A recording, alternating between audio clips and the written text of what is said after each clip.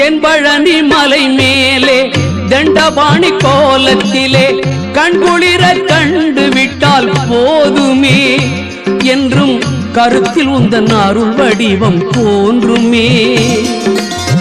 தென்பழனி மலை மேலே தண்டபாணி கோலத்திலே கண்குளிர கண்டு விட்டால் போதுமே என்றும் கருத்தில் உந்தன் அருள் வடிவம் தோன்றுமே.